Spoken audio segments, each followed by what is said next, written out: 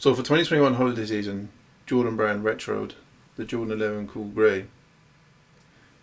But this was not the first time that sneaker was released. In 2010, we also had a Jordan 11 Cool Grey.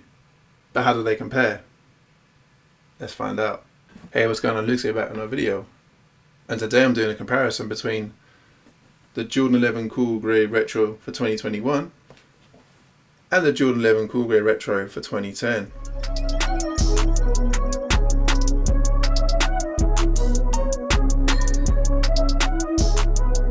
Thanks for checking out this video. If you like all kinds of content related to sneaker culture, please consider subscribing and also hit the notification bell to be notified when I drop new content. And if you do like today's video, please give it a thumbs up, as it really helps the channel grow. Now today I'm doing a comparison between two versions of the Jordan 11 Retro Cool Grey, both from 2021 and also from 2010. So I have already done a review of the 2021 release of the Jordan 11 Cool Grey on the channel, so I'll leave a link at the top of the screen, also the description down below, so go check that video out when you have a chance. Now the 2021 release dropped last month for holiday season, and the 2010 release also dropped during the holiday season just before Christmas.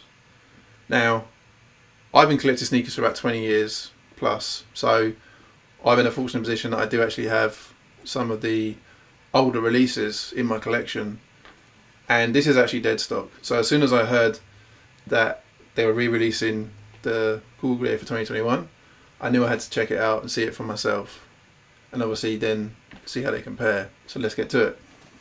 So the first difference you'll notice is the boxes. So in my right hand is the 2021 version, and in my left hand we have the 2010 version. We'll start off with the 2021 version. When you compare the two, you can see that Jordan Brand certainly scaled back the packaging for the 2021 version, as you'll see. Starting on the top, we have two different shades of grey to kind of indicate what the colourway of the sneaker is. So we have the Jordan and the Air in the dark grey, then we have the white Jumpman logo here, then we have Nike Air here, and then Nike Air on the back here. The size tag is Air Jordan 11 Retro, medium grey, multicolour multi. We pop the lid on this, and then all you'll get inside is some black tissue paper. Black tissue paper, nothing else. Back in 2010, this was the packaging.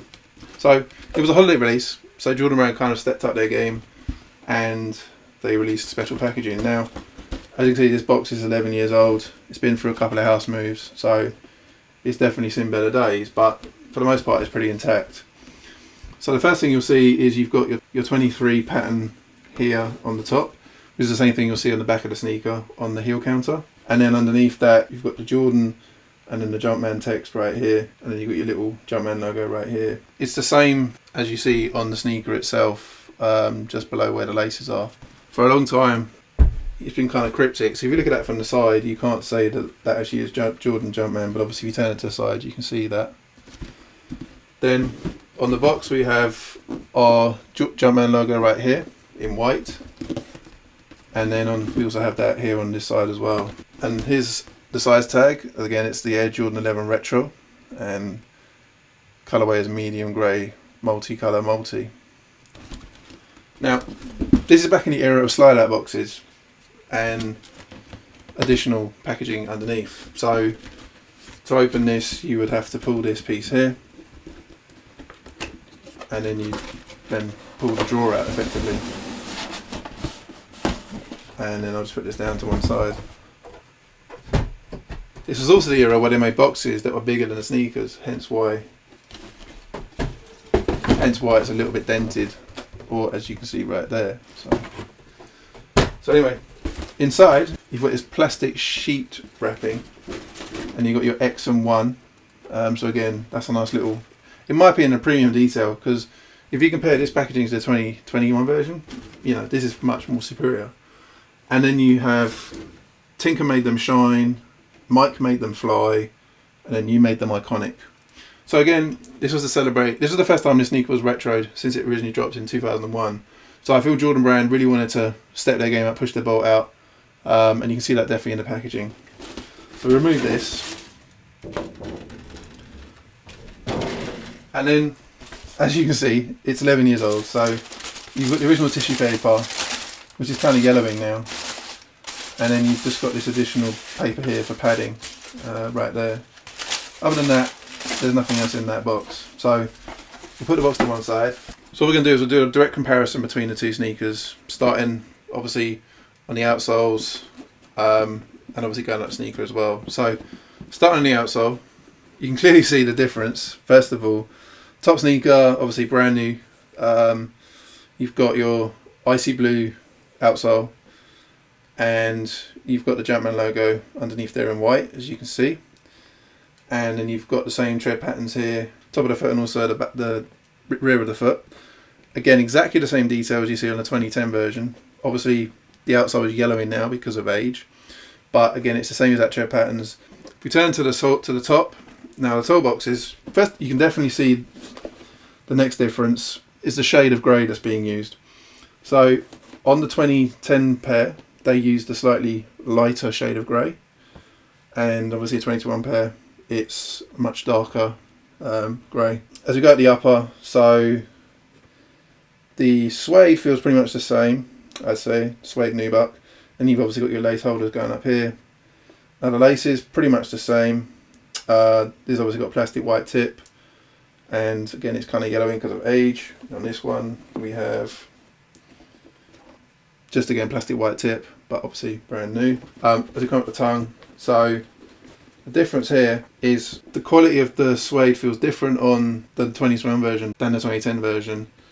And then if we turn to the inside, on the back of the tongue, you have the same label, but it is different between the two releases. So the 2010 version, you've got quality basketball products inspired by the greatest player ever. You have exactly the same on the 2021 version, but the difference is on the 2010 version, it's a black background with a white outline, and then the Jumpman logo's in gold. On the 2021 pair, it's a grey label, it's a grey background. Your Jumpman is in dark grey as well, so that's an interesting detail which you wouldn't ordinarily see. So inside on the sock liner feels pretty similar, but then if you look at the shape, if I look at it from a top down perspective, this one seems to go inwards more at the top, and this one's more rounded. So again, that's an interesting little detail, and I feel that this one comes out a bit more as well, so something you wouldn't expect. So on the 2010 pair, you actually have plastic inserts, whereas the 2021 pair is just cardboard. So obviously, back in 2010, they were spending more money on this stuff. So that's a solid plastic insert as opposed to this kind of cardboard insert, which isn't very durable. In terms of the insole, so the Jumpman logos are shown. They're both in white, but I believe the Jumpman logo on the 2010 pair is slightly bigger. So interesting detail.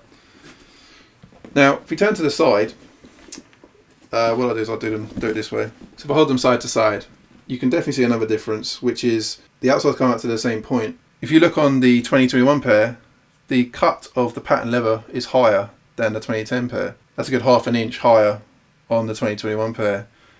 The other thing you'll notice is the placement of the Jumpman logo. So on the 2021 pair, it's further towards the ankle, whereas on the 2010 pair it's more towards the heel, as you can see here, and also it's in slightly different embroidered. So this feels more embroidered than this one, and I believe it is slightly bigger as well.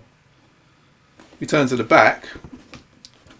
As I mentioned, you can see the difference in the shaping of the back of the sneaker. Now obviously you still got the same 2-3 that you see on the box, and this one's actually, and on the 2021 pair is actually wider than the 2010 pair. So the 2010 pair is actually thinner, so that's interesting.